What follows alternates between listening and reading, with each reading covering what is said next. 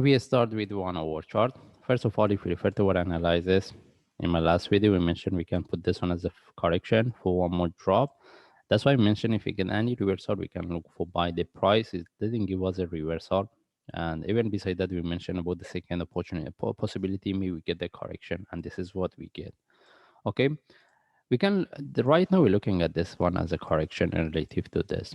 The best thing is if this one give us one more drop with the breakout of this low, because at that times we can refer to the indicators for divergence. Then any reversal from there, it can give us a really good trade setup. Because we mentioned for long term, we're looking for reversal for buy. Okay, but how we can look at this? As you mentioned, maybe the price can drop. How we can look for, can we look for sell or not? If the price drop from here, the only way to look for sell is having entry below this, which I don't suggest it. The only times I prefer to look for buy a sell, if this one give me one move up with the breakout of this, then we can put our line here. Then any drop from there we can consider as a short-term sell. Okay. By the way, right now we don't have any trade set up for sell. Even the price drop from here, I won't suggest it. And as we mentioned, we're looking for buy for long term. And the best thing is if this correction can give us one more drop. Okay, but how about if the price reverse from here? Okay, even if the price reverse from here, the only way we can look for buy if this one reverse as a sharp move, like we take the trade, and having entry above this can be an option, exactly above here. Why? In case the price sharply reverse.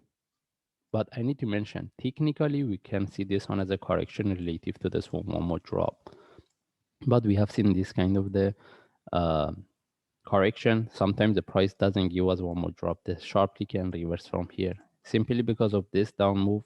All this correction is because of the Bitcoin, because they follow most of the charts, they following each other.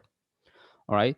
And again, having entry above this, which is a 0.00408, if you make it exact value 408,